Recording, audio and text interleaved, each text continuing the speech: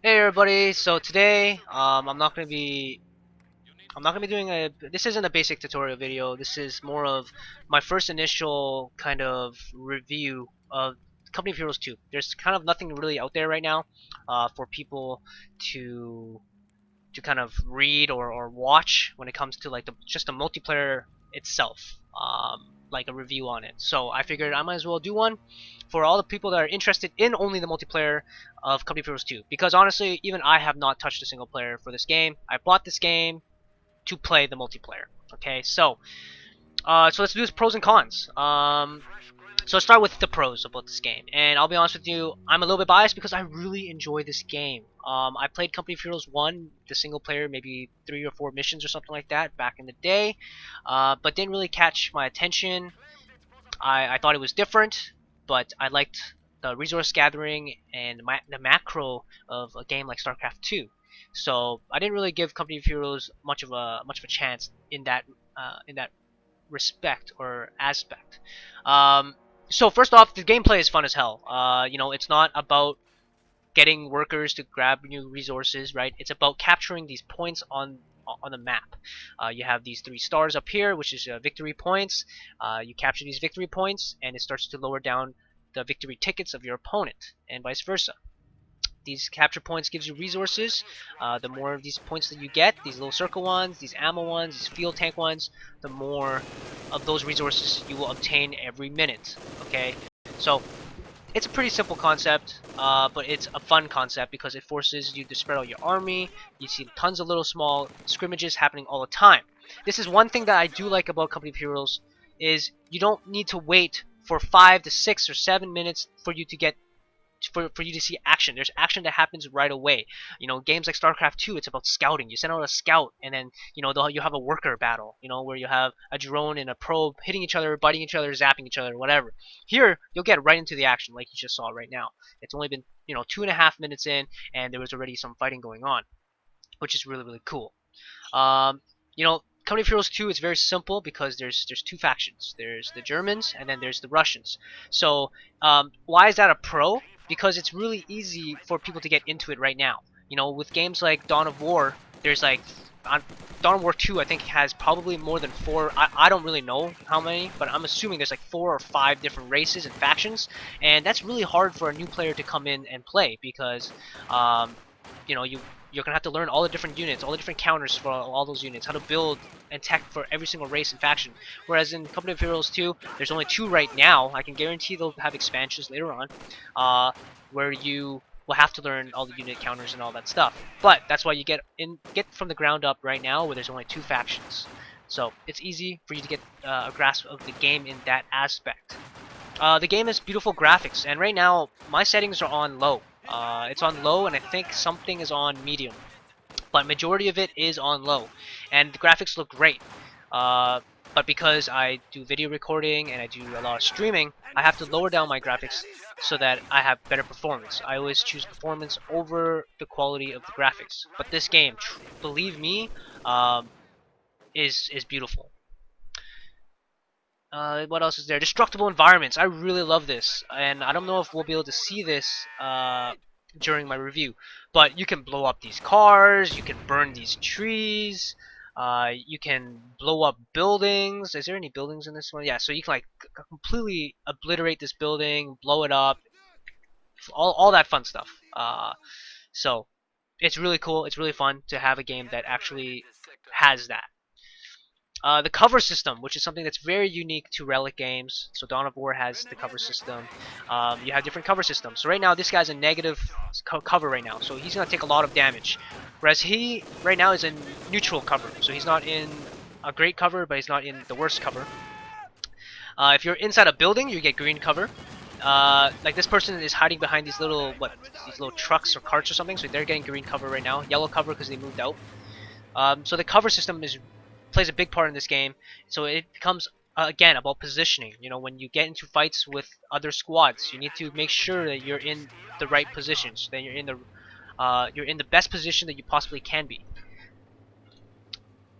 And I think I already covered this. There's always action happening all over the place. I mean, if you notice, he's got 2 squads down here. He's got, you know, another 2 squads down here. So there's always action happening all the time. So right now these guys are getting barbecued, and they're retreating at the moment.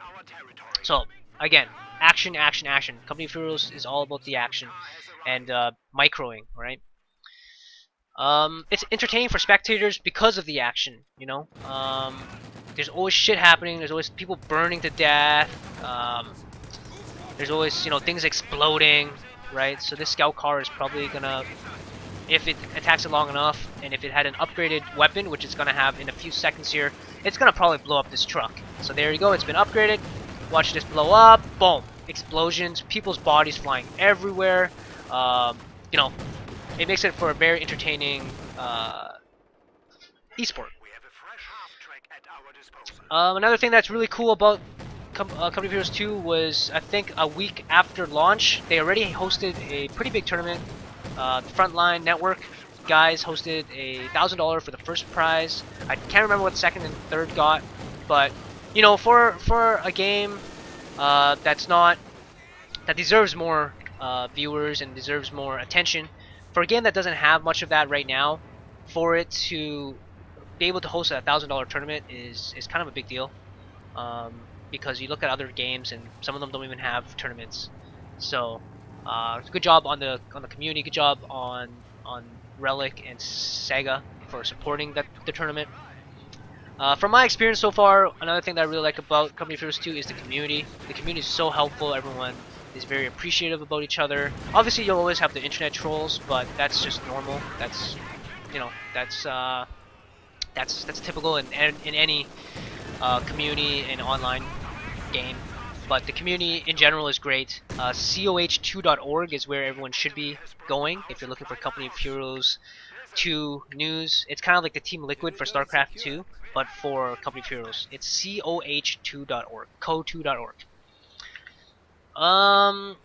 Yeah, another thing that's really cool about the game is, you know, you level up your account or whatever.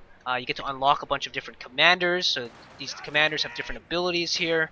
You get to customize the way that your trucks look. You know, you unlock it by leveling up and doing small little challenges, like achievements almost. It unlocks different kind of abilities for your units. So I think that's really cool that they added that in there, and I think that it has a lot of potential. Alright, so those are pretty much all the pros that I want to talk about. Right now, it's time to get into the cons. And you know what? There's more pros and cons, but these cons can sway. It can sway. What's that called? You wanting to buy the game or not. Okay, so the very first thing that I found really annoying about Relic's Company of Heroes 2 is the patch notes. You know, a lot of games, when they have patch notes, it's like right at the very front page. Here's the most recent patch notes. You know, this is the updated news or whatever, right? And for me, it took. I mean, and I'm a tech savvy guy. I play a lot of video games. You know, I follow the esports scene for League of Legends and StarCraft 2, and I was really annoyed at how hard it was for me to find the patch notes for this game. And currently, for people who are looking for patch notes for this game, it's in their forums. And the funny thing was, I was looking around the forums like a lot, and I was trying to find the patch notes section, and it's not called patch notes; it's called change log. So for people who don't know the lingo, may never find, you know, patch notes for the game. Obviously, there's a search function, and that's how I found it eventually. But you know, that's something that I hope that they somehow incorporate into the very front main menu or something, because it's really annoying. Another thing that I like about League of Legends and StarCraft 2 and a bunch of other games is they do a really good job at kind of guiding you into the game in multiplayer. So League of Legends has like recommended items and things like that. StarCraft 2 actually has a counter unit chart. So, you know, you can open it up in the middle of a game and it'll tell you what units are good against what units. So if you see your opponent, you know, going for mass, you know, tanks, a certain tank or something. It would be very nice to have some way, whether it's like at the very bottom here, somewhere, or somewhere where it's accessible for you to see what is good against certain units. So, Grenadiers with the upgraded MG42, what is gonna be good against this unit. Maybe having like a little thumbnail of units that you have in your arsenal that could help, defeat these units. And the reason why I don't think this is gonna break the game is because even though you might have the right unit counters, it's not about the units itself. It's sometimes about the control of the units, right? So just showcasing, what units are weak are good against a certain unit, I don't think is a bad idea. Uh, just to ease new users into or new players into the game. So um, because of this, because of the lack of a chart where it tells you what counters what, players are kind of forced to you know watch a lot of streams or watch a lot of replays or read up a lot on the forums and do a bunch of research. It's not easily accessible right when you purchase the game. So that's something that I hope that they improve on as well. And okay, so while I'm still talking about the UI, stats for your units. Right now this health bar is for all three of these units. Um, so but and also it doesn't tell you like how much damage the machine gun does. What really annoyed me for the longest time was I didn't know what this number meant at the very bottom. This number means how many kills you have. Veteran stuff, like it says, unlocks fire incendiary armor piercing rounds. That's cool. That's pretty easy. But then once you hit veteran 2, it says significantly increased armor. Well, what does that mean? How much armor do I get? Is it 25% more armor? Is it 75% more armor? It'd be nice to just have that number right there to let you know. Same thing with this one. For a veteran rank 3, significantly increases weapon accuracy. Well, what is significantly increases weapon accuracy? Is that 75% more accurate? Is it 25? Is it 50% more accurate? It'd be really handy to have these stats somewhere. Yeah.